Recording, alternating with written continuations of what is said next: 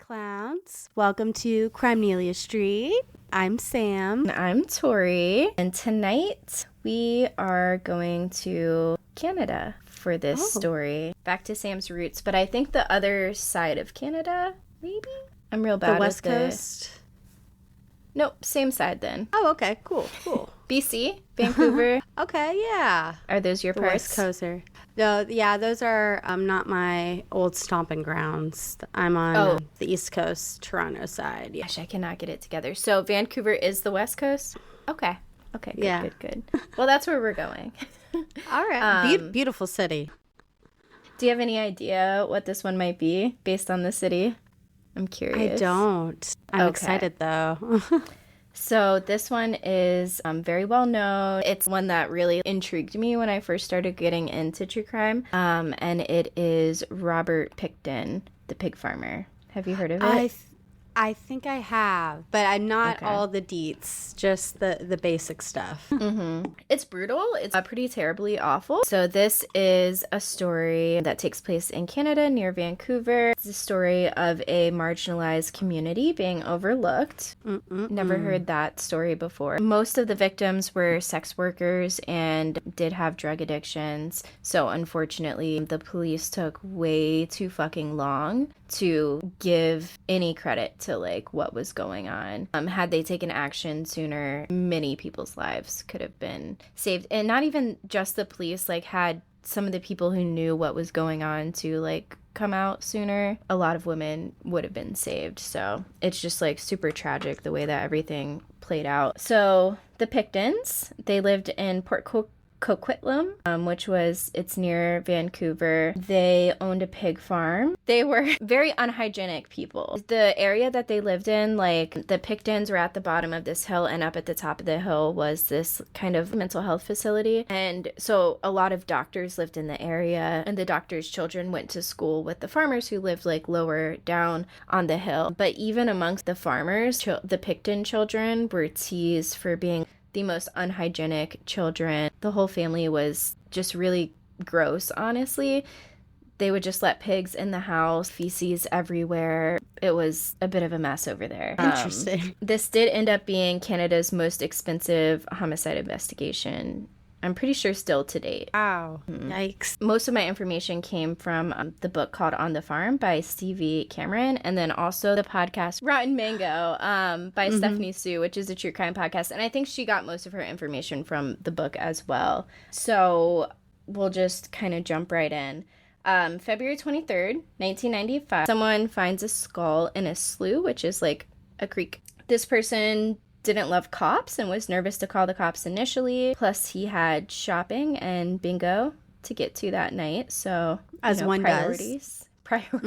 Can't miss that. So he did end up the next day kind of flagging down a cop that was driving by and telling them about the half of a skull that he found. The skull was in a bit of a strange condition. It was split in half vertically, so like kind of from the forehead down, like through the mouth. There was no sign of the other half of the skull. Investigators determined that it hadn't been there for too long because it still had some flesh attached to it, and animals would have eaten away at the flesh if it had been there for very long. The area was not treated as a crime scene because investigators decided that it was probably an Indian burial ground that had been unearthed, which literally doesn't make sense because they also determined that the skull wasn't in the water for that long. Right. Like, and if it was, they could do like research, like the people are interested in that kind of thing. You have to preserve those areas anyway. So come on.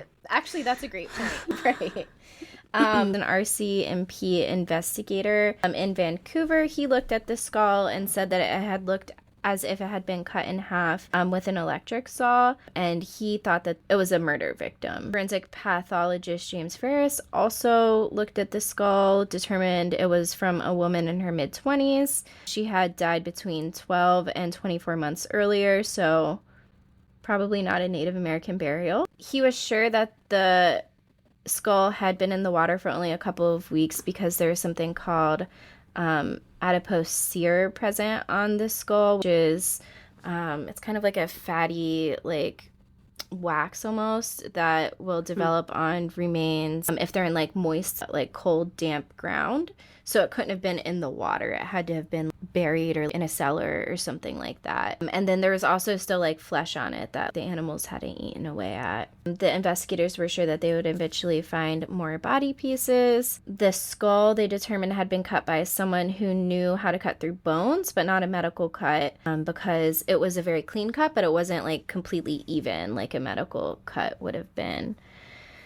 Another forensic anthropologist at the University of Toronto tried to recreate the face and determined that this person was a Native American with European descent. The person could not be linked to any missing persons report. The skull was determined to be a Jane Doe and wasn't ID'd for another 7 years after being found in 1995. So, jumping into Robert Pickton, who he was, who his family was. Robert Pickton was one of 3 siblings. He had a sibling named Linda and a sibling named David. Robert was born October 24th, 1994, and I believe he was the middle child. He was born with his umbilical cord wrapped around his neck, and his parents wondered later if that caused brain damage. And his parents also never knew about like his crimes in the end. Interesting they thought that. Right. Huh.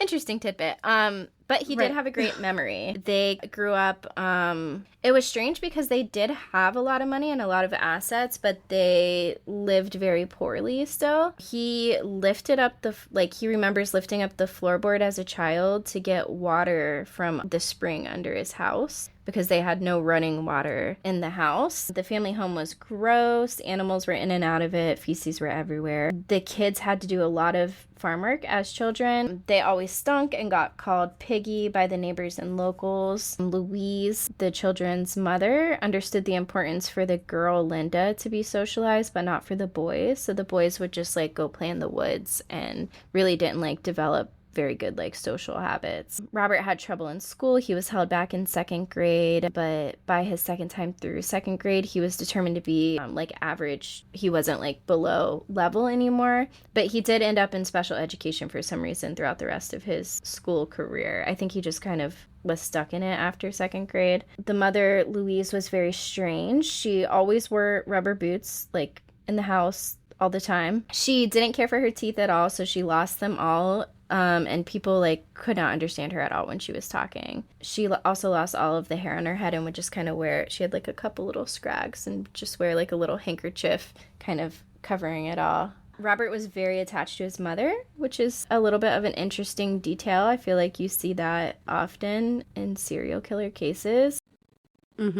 Leonard was the father. He was abusive towards the kids, but also pretty hands-off. He ended up like being pretty sickly throughout a lot of the children's, like throughout his later life and a lot of the children's lives. So he was pretty hands-off, and Louise was more so the one running things. Linda, the sister of the siblings, was different than the 2 boys. She was clean. After a certain point, she like kept her distance from the family. Robert ran the pig business, and Dave, who was Robert's brother, was always out doing construction. Leonard, the dad, ended up growing old and couldn't care for the farm, so Louise like took over running everything. Linda did leave after 8th grade and went to live with other relatives, so she kind of in 8th grade like can you imagine 8th grade? You're like, fuck these people, my family. I'm out of here. I mean, I kind of don't blame her. Yeah. And she seemed to have like some touch of like just normalness, probably because she was socialized more and such. But yeah, she got the fuck out, so good for you, Linda. Robert had an irrational fear of showers growing up, which kind of tracks. There was no shower on the property as well, so the kids would only bathe like once a week, and they were doing like all these farm chores. Like they would come home from school like on their lunch break and have to like take care of the animals and then go back to school. They'd wake up, take care of the animals, go to school, come home lunch, take care of the animals, go to school, come home after, take care of the animals. So a lot of work, dirty, no showers. And pigs just running throughout the house, so perfect. Right. Robert ended up dropping out of high school 1 year in as a freshman because of a nudie pin. Do you know what that is? I didn't. nudie pin. It's No. like, I guess a pin that if you flip it upside down, like you see like a naked girl. It's like a little depiction. I don't know if it's a drawing or what, but like you flip it upside down and you can see a naked girl or something. It sounds like So he's a little freak. Sounds No, like just very kidding, I high mean- school. Yeah. But he ended up getting in a fight with like the principal over that and was like, whatever, I'll just drop out. The mom was cool with that because he could work on the farm more. Lisa Yeltz ended up being like a longtime friend of the family, but she lived nearby. And she'll come up in the story kind of off and on. Robert began an apprenticeship as a meat cutter, but he wasn't very enthusiastic about it at the time. He wasn't great at conversing with people. He would kind of just use aphorisms to like answer people, but he wouldn't really listen to what they're saying. Right. Just like a common little quip or something. Yes. His brother Dave was always getting into trouble. This is awful. October 17th, 1967, Dave Pickton, the brother, ran into a 14-year-old boy, Tim Barrett, with his vehicle. No one knows for sure why, like if he was drinking or driving or speeding or what, but we do know that he hit Tim Barrett. And Tim was walking just on the way to see one of his friends. And Tim's father worked for the Royal Canadian Air Force. Tim's parents called Tim's friend's house, who he was on the way to see, looking for him, and no one knew where Tim was. Tim's father found Tim's shoe on the road and then went and looked in the ditch and found Tim deceased in the ditch. Mr. Barrett practically collapsed when he found his son. Dave knew what he had done. It wasn't like he hit Tim and didn't know. He hit Tim, knew what he did, went home. Dave's parents, Louise and Leonard, said, you got to go get this car fixed right now because you just hit that kid. So Dave went to the mechanic. Meanwhile, while Dave's going to the mechanic, Louise, the mom, went to the scene of the accident, dragged him off the road, and placed him in the ditch. Dave told the mechanic while he was there that they were building a new barn and like timber had fallen on the truck and that's what the accident was from. The mechanic found it really strange that they were in such a rush it was like 7 p.m. He's like, why are you in such a rush to fix this? And he was like, I need you to just fix it now. The next morning, the mechanic heard about Tim being hit and called the RCMP about the truck repair. An autopsy determined that Tim actually did not succumb to his injuries from the accident hit, but he drowned in the water in the ditch. So, yeah. Wow. That's terrible, dude. How fucked up, right? Louise came and killed this little boy. Dude, that's awful. It's crazy. This story is so fucked up.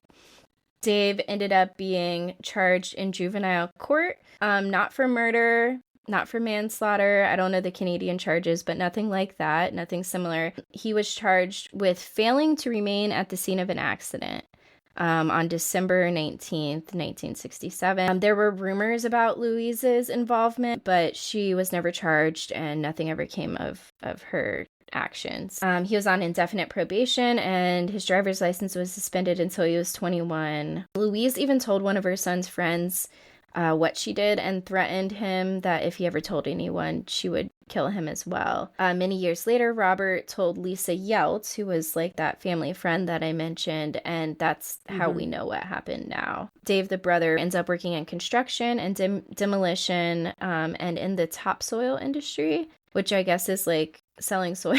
Was kind of what I was able to determine about it. And then Robert continues his meat apprenticeship, and doing the hog and cattle butchering on the farm, sometimes up to 24 animals a day, which is crazy. Like, how many animals do you have? Oh, they had a lot. At one point, they had a piggery that burnt down and 600 pigs died. So they had... Oh my gosh. Yeah, they had a lot of livestock. Damn. Robert grew up super awkward with girls, but his brother Dave wasn't, and they were both equally disgusting. I guess Dave just had more charm. Yikes. Yeah.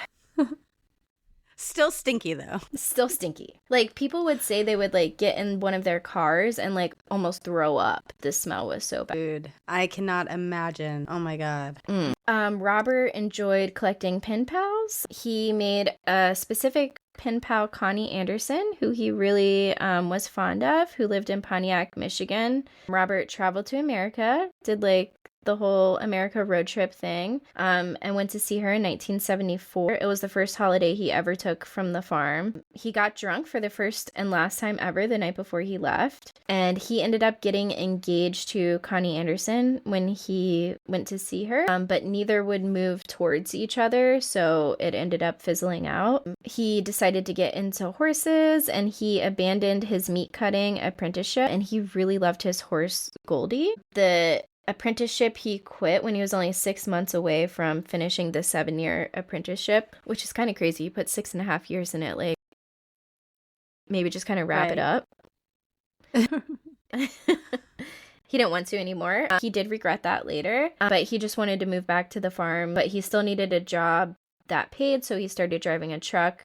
Leonard, the father, got cancer and died at 91 on January 1st, 1978. Louise, the mom, also got sick eventually and was totally dependent on Robert towards the end, and she died April 1st, 1979 at 67 years old, so a year later after the dad. I think her health decline was much slower too. The dad had been declining for a long time, and then her decline was pretty quick. So she was again running the show until the dad passed away, and then she died very quickly and kind of declined very quickly after that. If the dad had passed away first, he had the estate split up pretty evenly between the children. The mother also had it split up kind of evenly throughout the children, except for the fact that Linda and Dave were able to access their inheritance immediately, but for some reason Robert was not able to access his until he was 40.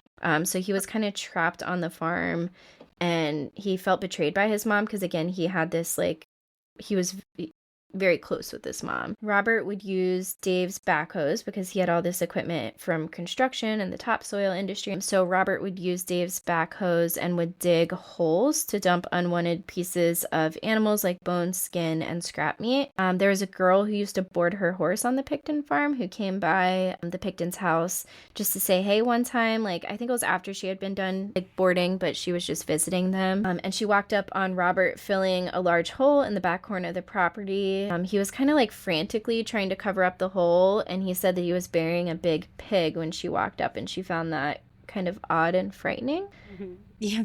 Dave, the brother, admired the local Hells Angels, and he and Robert began running a chop shop on their farm. They would just bury the stolen cars. As an ecologist, I don't love that. I don't think it's the proper way. I'm not sure. Maybe. I don't think so. Robert was overseeing the farm, and he would hire teenage boys to like look after the pigs and do the farm work, but he never paid them. He would just intimidate them and like then try to be their friends, and then like intimidate them and kind of go back and forth with this like power struggle. Gross. The bikers convinced the boys to steal cars. One of the boys eventually got arrested stealing the cars and tipped the cops off that they were running a chop shop there. The cops did nothing. Jeez. Dave brought Kathy, one of his girlfriends, into Robert's room one day before Robert should have been home, and Robert ended up walking in on them and was very angry. He told Dave if he ever brings her in there again, he'll kill her. And then Kathy stopped going to the farm. Good on you, girl.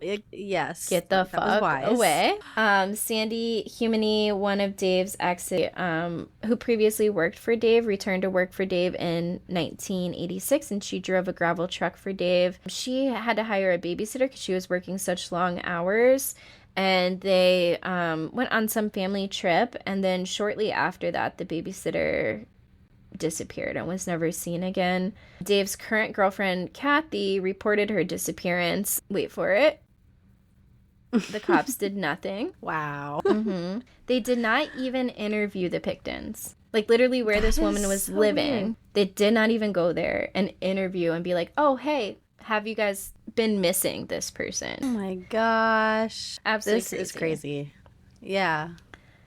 In the early 80s, Robert Pickton had started cruising the downtown Eastside in Vancouver, which was, it's kind of like the Skid Row of Vancouver. There's just a lot of sex work and drug usage and homelessness, and it's just kind of where people in poverty or like out on their luck or vulnerable people in the population end up at. He would drop off animal waste at a rendering plant there and then go like cruise up and down the streets in downtown Eastside afterwards. When he couldn't make it to the rendering plant, he would arrange for someone to come pick up the animal remains, and they would be in barrels. One of the drivers that picked up Robert's barrels noticed that the meat inside was in large hunks and black or charred, which he found really strange because most farmers try to get all the meat off, so there usually isn't like large hunks of meat in there. In the 80s, so many women's bodies started turning up that the RCMP was starting to feel pressure, unfortunately. Jeez. Finally. Well, fine. I spoke too soon. Well, hold on. Yeah. Now remember, this is the early 80s we're talking about. So they put together a task force. They investigated 17 missing women cases from 1981. They didn't have enough evidence to charge anyone, so they disbanded the special team in 1989. 8 years, 17 cases, nothing. Men continued to go missing, though. Police were doing nothing, but journalists Pemberton and Hall kept writing about the missing women and the killed women. They raised questions to the RCMP of a serial killer, and the RCMP said, no way. Couldn't be. Couldn't be. Yeah.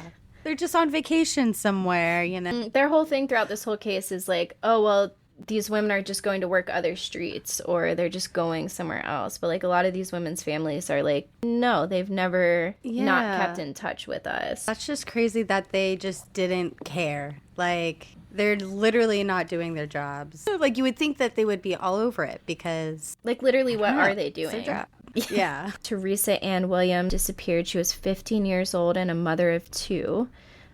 She ran away when she was 13 and went to the downtown East Side. She vanished July 21st, 1988. They did eventually find a leg bone in a park near that reduction facility that he would go to. And they weren't able to ID it until many years later, but they eventually did ID it.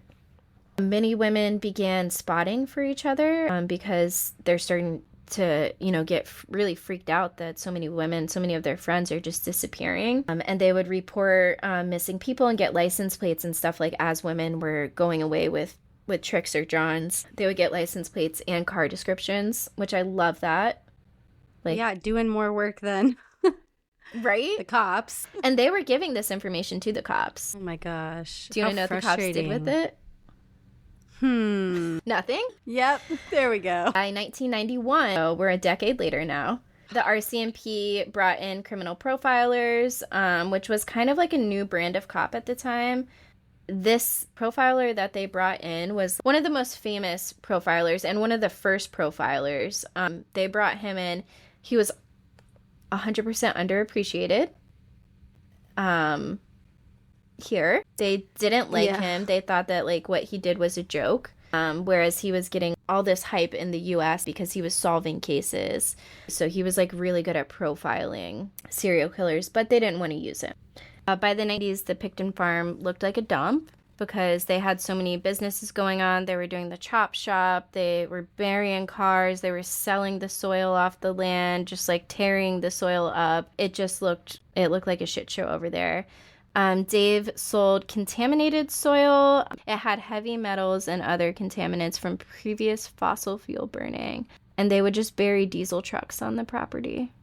So now that I am pretty sure is not the right way to do it. Yikes, yeah. 15 women disappeared from 1978 to 1993. Several other women were murdered during the same time, but their bodies had been found. So it's probably not connected to Robert Pickton.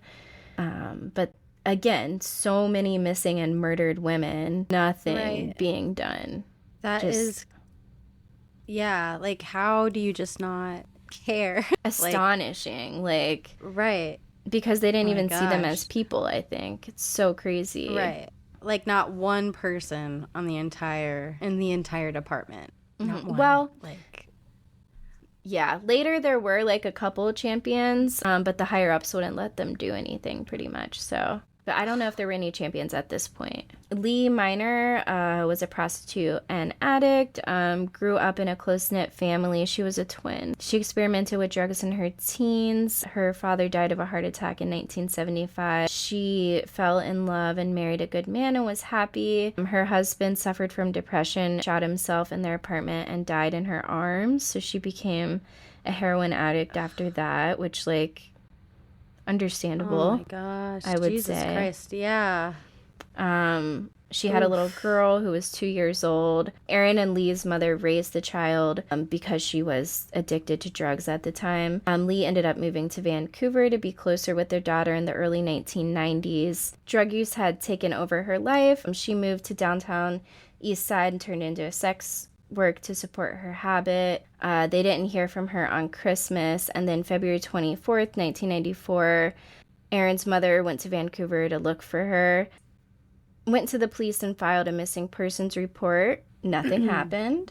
Yeah, but I was like, I can see where this is going. Nothing happened. The police at this time were also cutting staff, so that's good timing. Lee's twin sister, Leslie, died in a car accident about 10 months later, which is just like... Oh my gosh. I know. 17 women between 1979 and 1994 went missing, which were normal numbers for the district at that time. Okay. It's because of this guy, right? It's like, oh yeah, people go missing all the time like this. Right. Because of him. There were, like, I do think not all of these were contributed to Robert. A lot of them were, or are suspected. But I think a lot of it, too, is just, like, so many women are going missing, and there's literally being no action taken. Yeah, nothing's being done. In 1995, 5 women went missing. Dorothy Ann Spence, who was 33 when she went missing, July 30th, 1995, one of 9 children. She was a part of a Native family. She had a sister, Rebecca, who was 10 years younger, who was living with her, and they had the same birthday. She was a great cook, also suffered from drug addiction. People said she was super caring and funny, and she was not the type to leave and not tell anyone. Diane Melnick, 20 years old when she went missing, December 27th, 1999. She had a very normal upbringing, went to private school, ended up getting involved in drugs, and went missing from downtown Eastside. She had been arrested for shoplifting and fraud, and when she didn't show up for her court date in August, I believe is when they realized that she was missing. She had actually, this is the crazy part, she had inherited a lot of money, but she didn't know yet. And yeah, she went missing before she found out that someone had passed away and left her money. Ronald McCauley was a prime suspect for some time in the murders and the missing women. He was arrested and on parole when he tried to kill a prostitute, but DNA ended up proving that he was not the guy. The Green River killer was also a suspect because I think he was in Seattle, if I'm remembering correctly, and they weren't sure if he had gone up. Makes sense, West Coast. If he had gone up to Vancouver at all before he was caught. They suspected he had killed 45 women by 1985, but DNA could not connect him to these cases either. Robert Pickton was also a suspect. They ran his DNA for the Mission Agassiz Mountain murders, and the DNA didn't match. So he had been moved down the suspect list. And I think that he just wasn't involved in those ones specifically. And they were kind of lumping all of these together at the time. Dang. Yeah. So Ken Rosmos was the profiler that I was telling you about, that no one really gave him the credit that was due. He was a globally sought after profiler. He was the first in the world, and shamed and humiliated by his own task force with the RCMP. And they didn't use him for this case, even though he kind of was asking to be on this case. Right. End of March, early April 1990, Shelley Morrison, which is not her real name, spotted Frances Young, one of her favorite customers. I think so. Shelley Morrison was a sex worker. She had just finished her vocational program and was getting her life back on track. She had a criminal boyfriend who kept her in drugs and prostitution. Shelley hoped Fran was done with her boyfriend so that she could convince Fran to get away from him pretty much and get her life on track. Fran ended up paying for items at the store that Shelley worked at with a check, and the manager didn't want to allow her to pay with the check, but Shelley vouched for her, and the manager said, well, if the check doesn't clear, then you have to cover it for her. So the check bounced, and Shelley called Fran. Fran came back with a $100 bill the next day to give to the manager, but the manager wouldn't take the $100 bill because they didn't take $100 bills at the time. You know how places used to do that where because they thought it was like counterfeit and stuff. Right. So the manager wouldn't take it. She said she'd come back the next day with smaller bills, and she was never seen again. She was finally reported missing April 9th, 1996. 4 women went missing in 1996. Tracy Bouillon almost became the 5th. Robert solicited Tracy Bouillon. As she was getting ready to leave, Robert pulls out a knife and accuses her of stealing his wallet. She pushed him and he cut 2 buttons off her shirt. She leaves the trailer. He comes out with her purse and drives her back to the downtown Eastside. Just like offers her a ride, drives her back. On the way back, he was chatting to her about how he loves helping working girls kick their habits, but if they do go back, they don't deserve to live. So pretty much saying, like, if they go back to drugs, like, they don't deserve to live. Gosh. Ew. Yeah, he's such a gross person. Robert and Lisa became friends. They didn't have, like, a sexual relationship at all. She was one of the few people that could tell him he needed a bath, and he would actually take one. The Picktons would have chicken fights on the farm. This was around the time that like all the Hells Angels were hanging out on the farm and they were running the chop shop. They would also have chicken fights.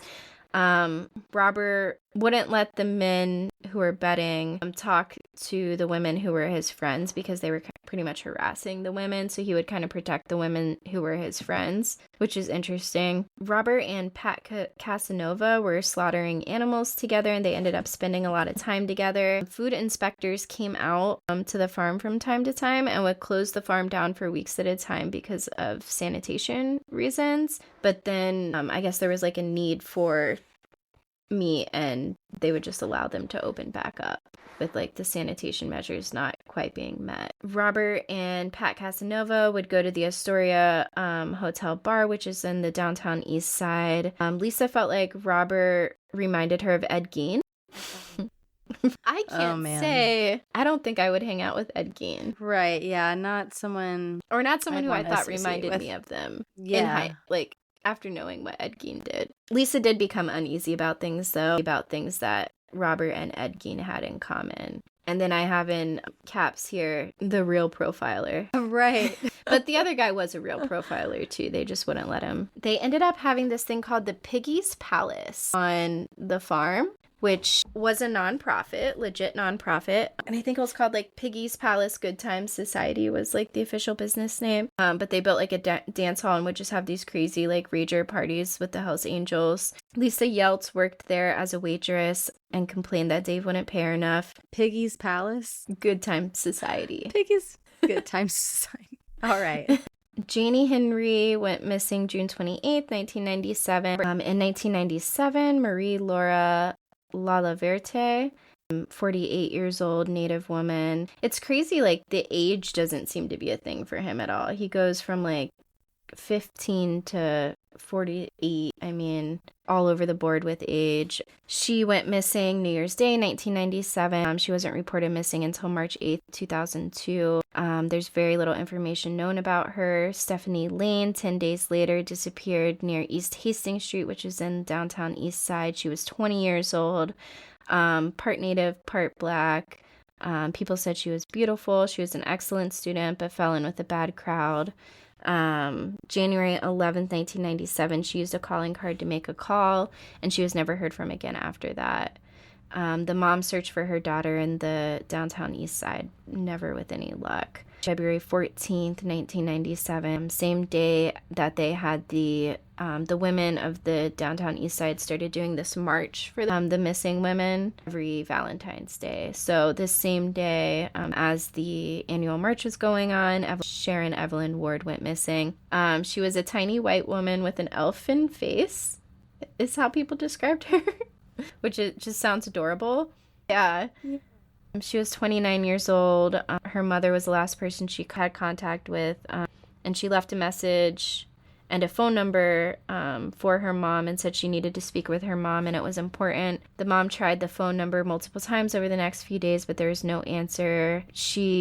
It said she stormed out of the house after an argument with her boyfriend, but the phone call was the last contact anyone has had with her. She was also had substance abuse issues, but she did always keep in touch with her family. So it was strange when she didn't.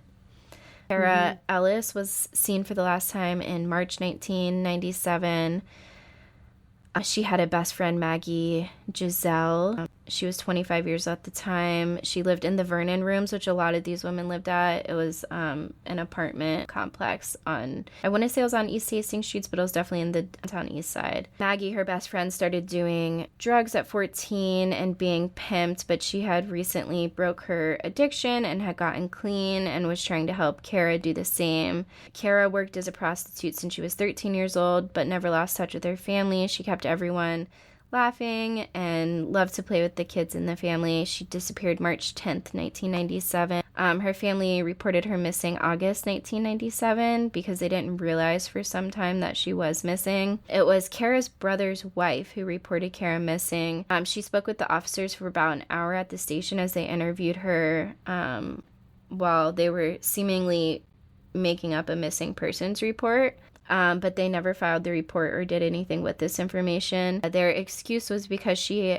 hadn't married the brother yet at the time that she made the report, so she wasn't family. So family, if she's not actual family, she can't make a missing persons report.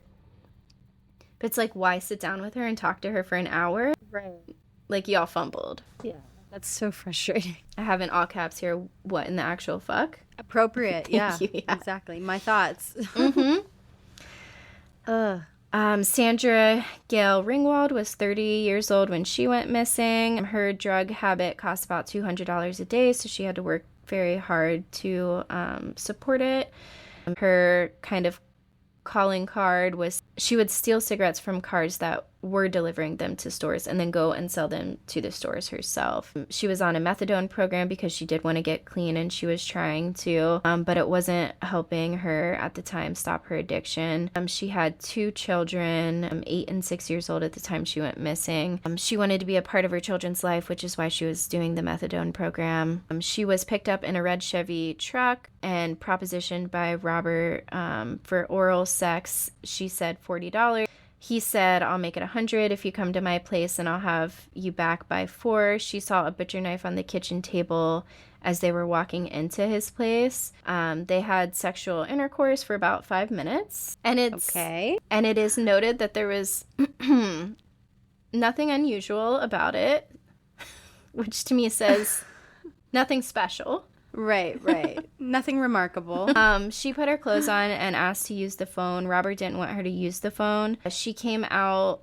She went into the bathroom and came out about 10 minutes later after using. Robert was in his office. She needed to tell her pimp that she'd be back soon and she had the money that she owed him. So she asked Robert if she could use the phone book. Robert came up behind her while she was using the phone book, grabbed her left hand and began caressing it. Before she could stop him, he slipped a handcuff onto her left wrist. She went into fight mode real quick, and she fought him, punching, kicking, and screaming. He began to hit her back. She remembered the knife on the table and kind of retreated towards it. And as she was like scrapping with him, pretty much, she reached behind her, grabbed the knife, and slashed at his throat and cheek. Robert continued to attack her. Sandra blacked out, but when she regained consciousness, they were both outside. Robert grabbed the knife but passed out and fell on top of her because he was like bleeding so much is why he passed out, because she had like cut the throat already. Atta girl, yeah. She ran down the driveway off the property screaming, and she ran to the closest house, but no one answered. She smashed a window to get into the house and away from Robert, but she saw headlights coming down the road, and she hid in the bushes thinking maybe it was Robert. She saw 2 people in the car and noticed one was a woman. The car went down to the end of the road and then I guess made a U-turn and was coming back. As the car was coming back, she jumped out of the bushes towards the car and stopped the car to ask for help. She was almost naked, covered in blood. She had been stabbed in the abdomen and her guts were spilling out of her stomach as she was waving a butcher knife, asking these people for help. Can you imagine, like, being in the car? You know, that's scary. I wouldn't even blame them if they were like, you know, she had a knife and all. Right. The man driving asked her not to stab them, and she dropped the knife. He put her in the back seat, and they went to the hospital. As they were driving back past Robert's farm, Sandra pointed out to the woman in the car that if something happens to her and she doesn't make it, that's the guy who did this to her. Add a girl. Yes. Yes. She was losing so much blood, the doctors had to operate on her immediately. Robert also came into the hospital to get his wounds treated. A key was found in Robert's pocket that unlocked the handcuff that was still on Sandra Gale's wrist in the operating room. Sandra Gale woke... All right. Yeah, right? You would think. Oh, no. Okay. All right. You would think. Sandra Gale woke up Monday, March 24th. Dave, the brother, asked Lisa to come to the farm for a little bit, help clean up all the blood and take care of Robert while he was recuperating. She initially said no, but eventually agreed when Dave convinced her by saying he was gonna like pay her and stuff.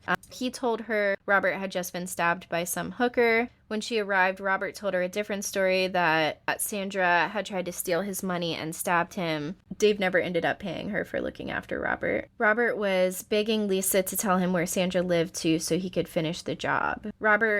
It's terrifying. Right. Robert was charged for this incident with attempted murder, even though his story was, oh, she was, you know, robbing me. They're like, well, you did still try to kill her. Right. So he was charged with attempted murder. Again, these people have a lot of money, though, the Picktons. And Robert paid for a PI and a lawyer. Sandra Gale ended up being so intimidated of Robert that she didn't show up to court, and all charges were dropped. Oh, my God.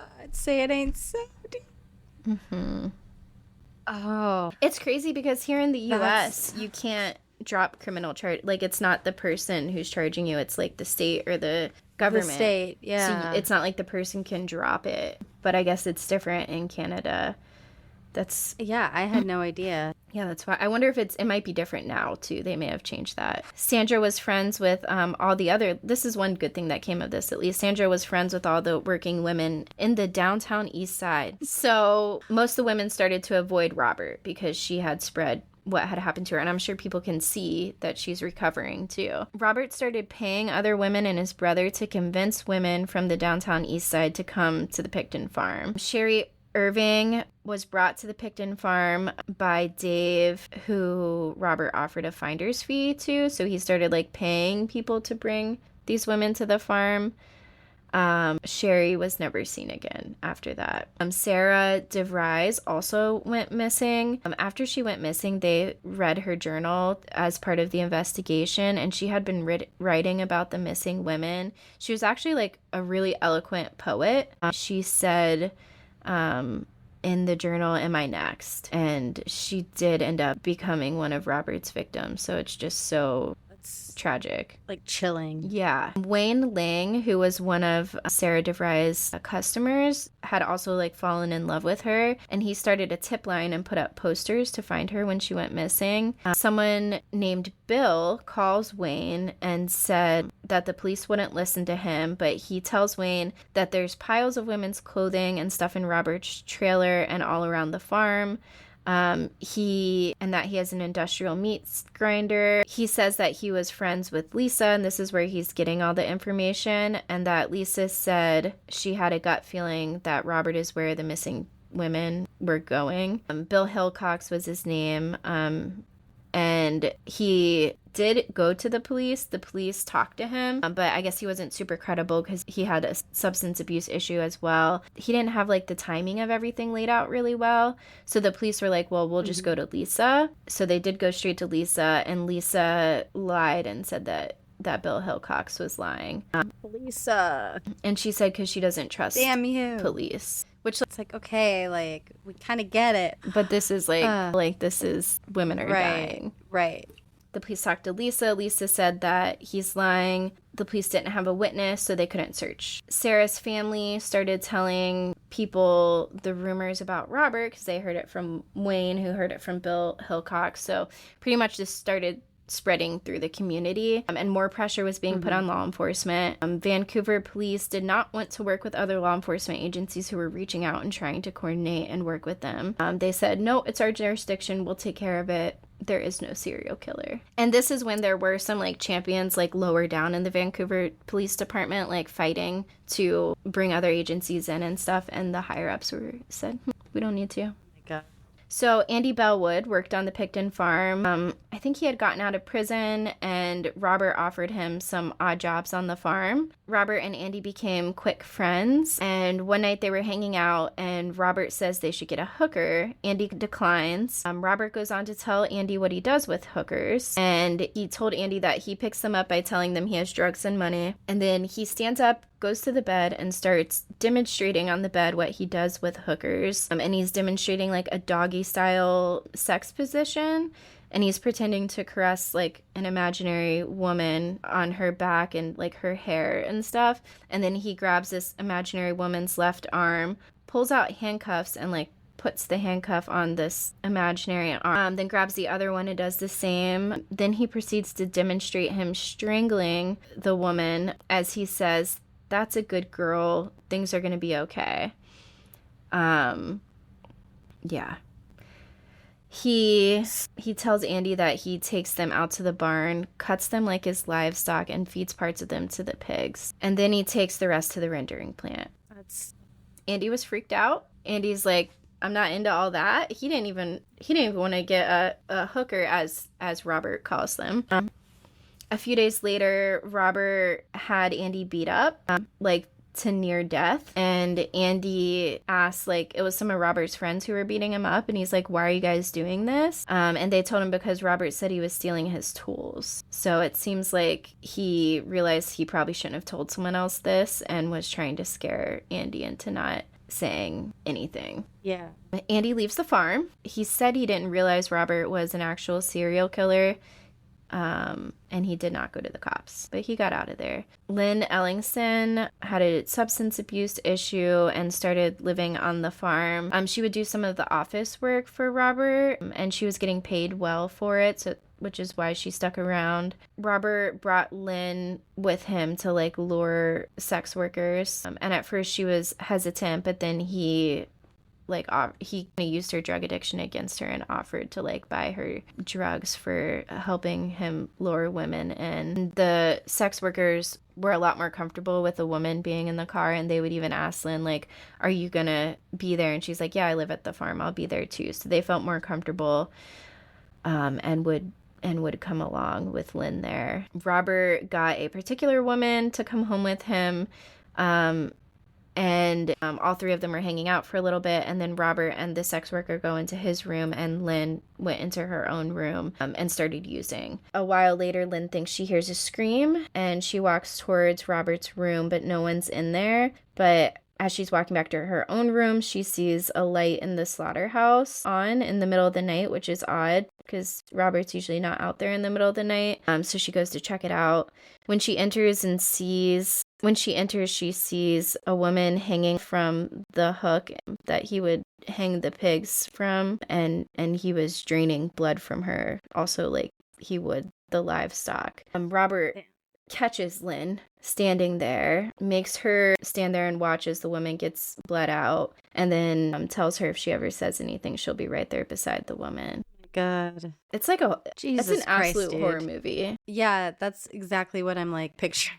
Like, what a monster. So terrifying. The police are getting more and more pressure put on them. America's Most Wanted does an episode on what's going on. They offer a $100,000 reward. Police, get this, start looking at men with a history of violence towards women. Huh. Interesting. Yeah. Robert was someone on their list. but he was one of 40. There were protests going on at this point for the missing women. Serena Abbotsway went to one of those, and it's really sad because she ended up becoming one of Robert's victims. She disappears August 2001. So now we're about 20 years after he started, like, strolling the streets of downtown Eastside. Lynn is the only eyewitness of an actual murder. She was the one who saw the woman hanging from the hook. She leaves the farm, and she did tell a friend. The friend tells the police, but they said he wasn't credible because he was a drug addict and was having trouble, again, with the timing of the events. The police track Lynn down, and Lynn denies everything, which was actually because she was blackmailing Robert at the time. Robert starts asking friends to kill Lynn by injecting her with antifreeze so that they couldn't be caught because she uses needles anyways. So he's like, they're not going to test her. They'll just assume overdose, which is interesting that that's something he would think of or tell anyone. Yeah. I'm surprised he let her go to begin with, honestly. I know, right?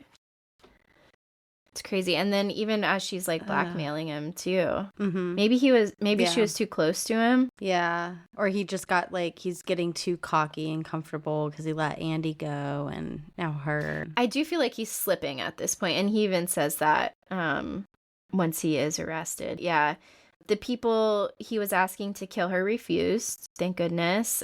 And then 11 more women would be murdered before he was caught. So if she did say something at that point, 11 more people would still be here. But also it's hard to like judge anyone in that situation because she has to be so fucking terrified too. They brought Robert in for an interview. Nothing came of it. He like even offered for them to come have a beer at his place, and they did, and they were like looking in the windows and stuff, but he didn't actually invite them into the trailer, and they found nothing that would permit a search warrant. So nothing came of that. The police do go through other possible suspects at this point. They started a task force, a project called Even Handed. The officer that interviewed Lynn initially, one thing that did stick with the officers when they interviewed Lynn is they were kind of trying to play like good cop with her, and they were like, it's okay, like we've seen autopsies and stuff, we know like how traumatizing that kind of thing can be, like just let us know what was going on. And she's like, no, nothing happened, but she did keep saying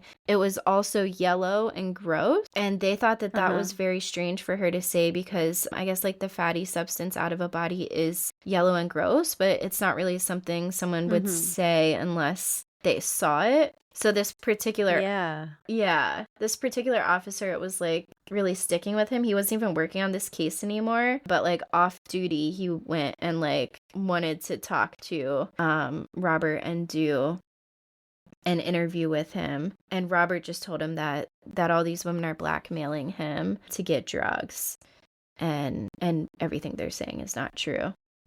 It's the drugs. What is up with him and drugs? What is up with him and drugs? I wonder if his like mom had a weird thing against it or something. Right. Always goes back to the weird mom issues. Yeah.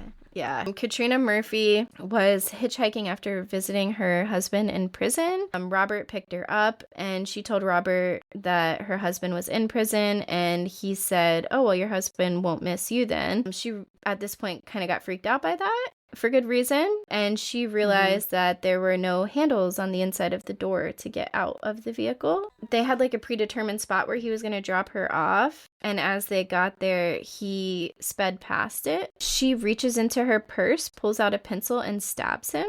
And I have love her in all caps kind of written down right here. She jams her knuckles into his eyeballs. Love her. He stops the car. She jumps over him to open his door, and she hits the pavement face first and starts running. As she looks back, he's just standing by his car laughing, which is just so psycho. Yeah, dude. She runs to the nearest gas station. Police get there, take her statement. No, say it ain't so. And do nothing. Not only do they not do their work, they cannot even perform decent human tasks. They did not take her to the hospital. They don't take her home. They literally just leave her at this gas station, and she had to hitchhike home after this hitchhiking event. Some nice old man, thankfully, who was better than Robert, took her home. Oh, God. That is crazy, dude. Okay, another sex worker was propositioned by Robert and agreed to $100 to go back to the farm with him. She said the smell in the vehicle she had asthma, and it caused an asthma attack. So she needed to get out of the vehicle. He punched her in the face and pushed her out of the car. And this, I guess, initially wasn't reported to the police, but she did report it later. Police are feeling more and more pressure as we go here. Someone who worked on the farm while it was Piggy's Palace got arrested and tipped the police off. He was kind of just trying to make some money, and he's like, can I be like an inside informant? And he's like, I can tell you about these people with like these drugs and this. And they're like, no, we don't need that. And he's like, well, I know someone who has illegal firearms. And they're like, oh, well, that's a good charge. Okay. And then he says it's Robert Pickton. And they're like, yeah, no, like we've been wanting to search that place. Let's go. So now they have a search warrant for the property. By the way, let's just point out that this is not the police doing a good job. Literally, this person is just like, hey, can I flip on someone and y'all will pay me or let me off the hook? Crazy. Oh my gosh. Yeah. Just kind of wanted to point that out. But they have an hour for this search warrant because it's only for firearms. So they get there, they knock on the door. Robert comes out the other door because there's two doors, I guess, a front and a back door. And he sees them, slams the door, tries to lock himself in. It's a trailer, so they just ram the door. So they get in. They find many incriminating pieces of evidence while they're in there. They find multiple pairs of handcuffs, women's jewelry, missing women's IDs, and birth certificates, because I guess sex workers, because a lot of times they don't have anywhere to store that stuff, they just keep it on them, like their birth certificate. That makes sense. Yeah. Some of the stuff did have blood on it. There were lots of knives, an inhaler from a missing woman who was the woman with asthma. Lots of women's clothing, syringes filled with antifreeze, lots of sex toys, an envelope of teeth. Ooh. Yes. They only had an hour to conduct this search, but there was enough evidence to file another. They did open a box during this first search as well. They opened a box that had a gun in it and noticed something odd about it. When they unwrapped the gun and got a good look at it, there was a dildo attached to the front of the gun. Wow. Yeah. Like, I don't mean to laugh. It's, oh my goodness. Okay. Definitely nervous laughter there. I feel right. Like I feel a little sick to my stomach, a little bit like crying and laughing all at the same time. Right. Like, yeah, throwing up. Yeah. My body doesn't know how to react to that. The gun was loaded. There were 5 bullets in it, and 1 bullet had been shot. They did also find DNA of a missing woman on the dildo as well. They don't know if it was actually used to murder someone or if it was used for intimidation purposes, but either way, absolutely fucking horrific. Yeah, made of nightmares. For sure. So they finally got a search warrant for the entire property. The search had to be super methodical because it was 14 acres, and the place was such a mess too that like in the slaughterhouse, it took them 2 days to be able to get to the freezers in the back because they had to clean their way there pretty much and then sift through like every little bit of like everything that was everywhere because there's so much evidence. Yeah. And they also didn't want to cause any reason for lawyers to be able to dismiss any of the evidence as well, so they were being like super careful and methodical. Finally. They had to search through all of the soil on the property as well, which was a huge feat. I believe the search took 2 years. Whoa. Yeah. Some equipment in the slaughterhouse tested positive for human blood and DNA. In the slaughterhouse freezers, they found the remains of 3 women. They found 2 of their sets of remains. There were these like 5-gallon buckets, and in each bucket there was a skull that had been cut in half vertically, like the skull that was found in the slough in the beginning of the story. and then hands and feet in the buckets as well. And those were like the most identifiable as human pieces. So they think that that's why he kept those there. Like he was going to do something else with those. And then they also found just a head in the freezer as well. So there was like the 2 buckets with the 2 sets of skull, hands and feet, and then another head. There was a jawbone also where the pigs were. So it is believed that he was feeding some of the remains to the pigs as well. They found evidence of 27 victims on the property, but it's suspected that there were more. None of the victims were whole. Like a lot of them were just like DNA or like small like remains Parts. Left. Yeah. Oh man. He disposed of the victims the way he would his animals. Identifiable remains would be buried or taken to the rendering plant. So I guess that's probably what he was doing with the buckets. It's thought he mixed in some human meat with the pig meat, like the ground meat. The level of contamination from this case is so far spread because there's the meat that people are eating. There's this soil that the bodies are buried in that's getting sold. Oy vey. The rendering plant makes like cosmetics and stuff. And yeah, so the level of contamination from this is like, I think there's a public safety like announcement that went out, but it's like, what can anyone do with that? What can you do? Right. So horrific. And that many, like you said, like 600 piggies died in that fire or whatever, like as it is. Like, oh my God. Mm-hmm. Yeah. Robert was 51 years old when he was finally arrested, February 2002. When he was arrested, he refused to shower. Come on, bro. Right. Yeah. And he said he only wanted to take a bath. And he was like saying that his rights were being violated because they were only allowing him to take a shower, not a bath. His rights? Yes. Go fuck your rights. His rights? Right.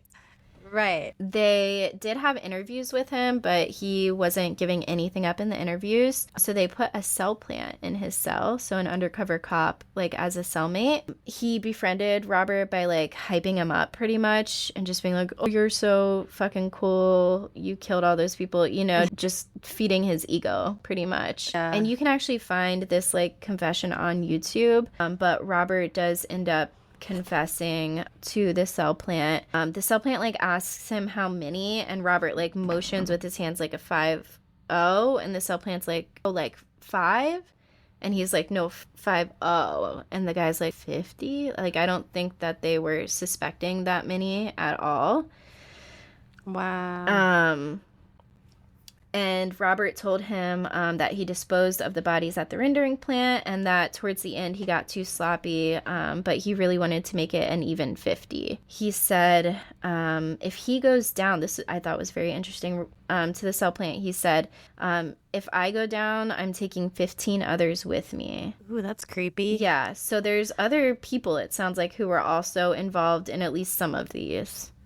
Mm-hmm. Yeah. And no one else was ever convicted in this. So, and I wonder crazy. about Dave, and like was the brother. Yeah. I mean, he's already messed up from that poor little boy. Right. You know, like, so from the beginning, he's capable of doing things like that. So, and look at the mother. Mm-hmm. Yeah. Look at who they had as an example. This whole family is so fucked. Oh, man. Except for Linda, who got the fuck out of there. Right. I hope she's doing okay. I think she lived a pretty happy life. Her children, like, went on to get, like, a doctorate, I think. And, like, I think Linda did well. Yeah. Damn. So he was supposed to be tried for 27, because that's how much evidence they found on the property, for 27 different murders. And the judge was nervous that if they did all of those in one trial, it would open up a possibility for a mistrial because there's so much evidence involved. So the judge split it into 6 and then 20 cases. So the first trial would have 6 and the second would have 20. He was found not guilty on 6 counts of first-degree murder on December 9th, 2007, but he was found guilty for 6 counts of second-degree murder. So I had to look up, like, what is the difference of first-degree and second-degree murder in Canada. And first-degree murder is planned and deliberate. So, yeah, I'm just not sure how you get to 27 or even 6. And Without. do we just snap every time? Yeah. So That's so bizarre. I thought so.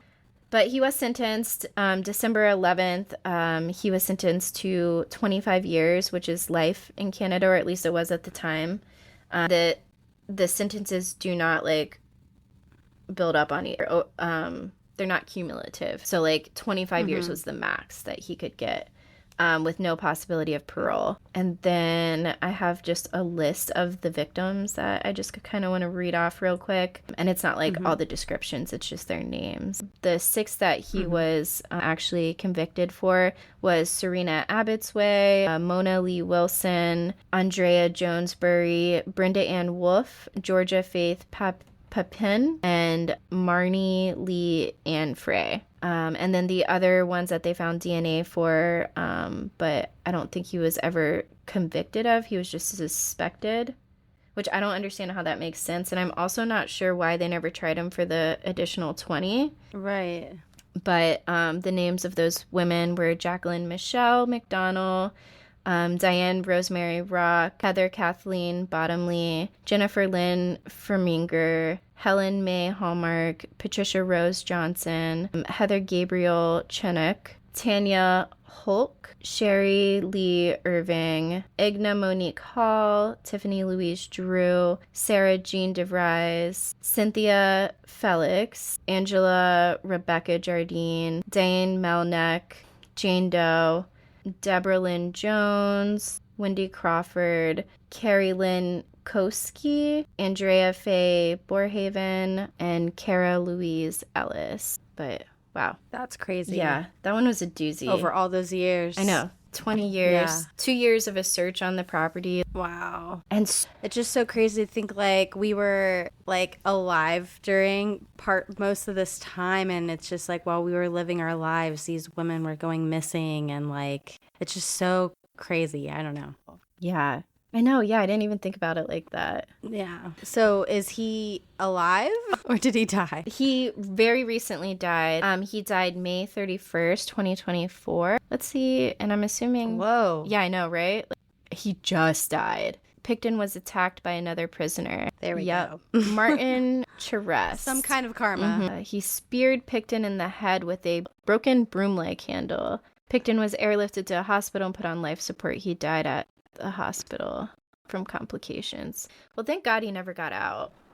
Right. Oh, that'd be terrifying. It's sad that like Canada doesn't, like the max is 25 years. I feel like I remember my parents kind of like talking about things like that. Like, Really? Yeah. How it's just kind of a weird justice system situation and also terrifying. Right. Like, I know, because he could have been out again, you know, and he's Right. rich. They probably still have a farm. Ugh. As of April 2024, the maximum determinate sentence in Canada is a life sentence with a 25-year parole ineligibility period.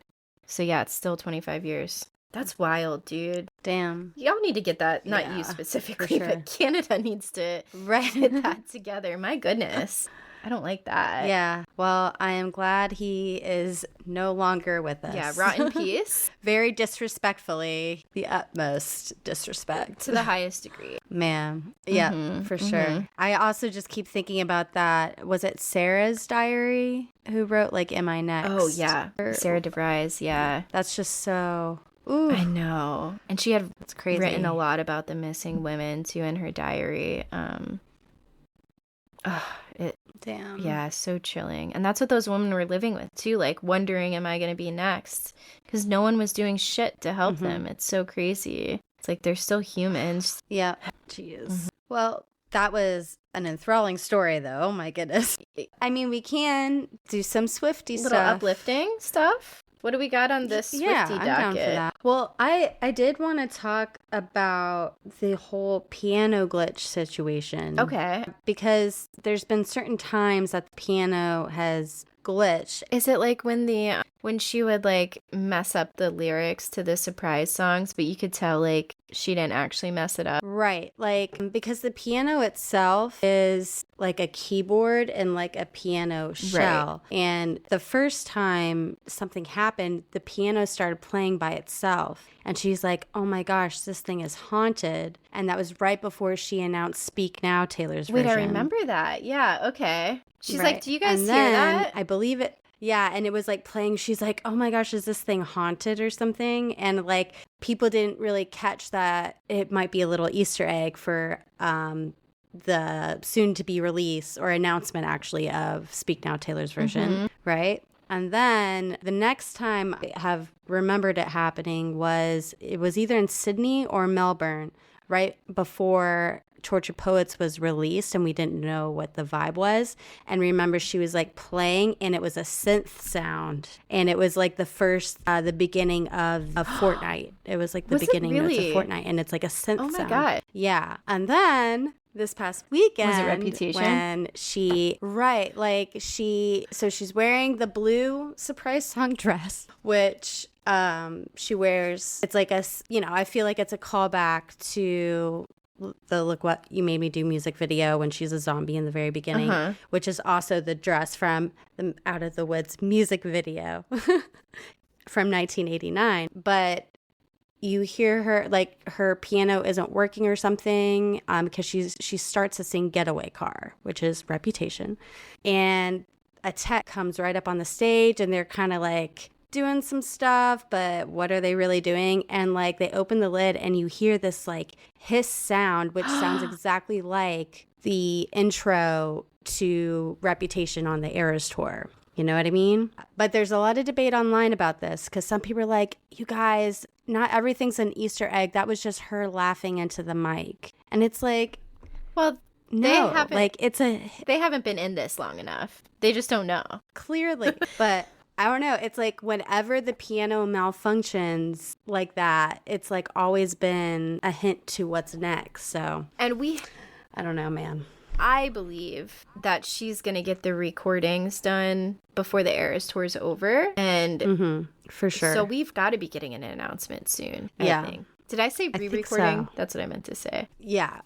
Or like the announcement of or just like them all released by the time the Eras tour's over. Do you mean? Yeah. Because I think she's going to use the Eras tour to like hype it up and stuff. So I feel like we've got to be getting an announcement soon. Also, I just have felt in my bones that we're getting something for Reputation in August. I don't know either the announcement or just no explanation. Which, right. It's hard to believe that she'll actually just drop it without, like, the pre-orders and stuff. But she did for Midnights, but that was a different time. Did I say Midnights? No, it was Folklore. Folklore, right. And she did drop that whole other half of the Tortured Poets album, too, like the second part, without really saying anything. That's true. And there were no pre-orders. So, right. But I feel like, yeah, you have always been like, I think it's August, something for Reputation. And I'm starting to get there. I just want it now, but it's Is fine. it going to be September, though? Like, why is why is no one talking about Alexa saying that? I guess because the source isn't really true. Yeah. But Alexa said and it depends on how you ask Alexa, because when I asked her, she said it was like February. I was like, bitch, you are wrong. Because she said February 2024. I'm like, are you living now, Alexa? Like, Alexa, what are you doing? Are you here with us in the present? Right? She's probably like, Alexa, play Taylor's version Reputation. If it's out there, play it. Right. Exactly. Yeah. I can definitely see like the last show maybe in August, like how she kind of did for 1989, announcing it then. Dude, that's just going to be such a crazy moment. Yeah. I cannot. It's a fun year to be a Swiftie. I feel like we're getting there. Sure. Like, I'm just so torn on, can Reputation really come before debut? Because I think you said it the other day too, like, it's hard for me to imagine a world where we get Reputation and then debut, because we're just so hyped over Reputation that it has more hype. both of them are going to be great, but just people are more excited about Reputation. So it makes more sense to do that one last. But also, it makes more sense to do Debut on her birthday. Taylor Swift debuted on that day. Like, it's perfect. I've always thought it's like August Reputation, December is Debut. It'll be fun. And I feel like Debut will have like a really kind of special place in her heart because it's like her first album, you know. It's when I fell in love with her too. Yeah. It's gonna have a special place in my heart. Yeah, for sure. Oh, it's so exciting. Man, yeah, it's a great year to be a Swiftie. I just don't know what we're gonna do when the re-records are done. We're gonna have to wait 2 years every time. Oh my gosh, what? Yeah, what are we gonna do? I'm gonna have to find a hobby or something. I don't. Damn. Oh my gosh. Yeah. Clowning counts for not just Reputation, right? Or is it only Reputation specific? Yeah. I feel like I first started hearing like clowning last year, like before, maybe just like right around summertime last year because we were clowning for 1989. So, and then I did tell Show, I'm like, we had already had like what we were wearing to the Eras tour, but I was like, dude, we should have dressed up as clowns. Oh my God. That would have been so funny. I feel like I don't see any. Right. Like, I have not seen one clown. That's a missed opportunity. Any clowns out there. For sure. If you're going to the Eras tour, we want to see your clown suits. Like a red nose or something at least. Oh my gosh. Like... Yeah. Dang. Well, we'll just have to go again. Right. Exactly. I still got fingers crossed for Miami. I don't know how. Dude. Miami would be epic. Imagine hearing Florida in Miami. Imagine not hearing it in Miami. That's what makes me so emotional. What? Well, we have the Grady live stream. True. We'll see you later, clowns.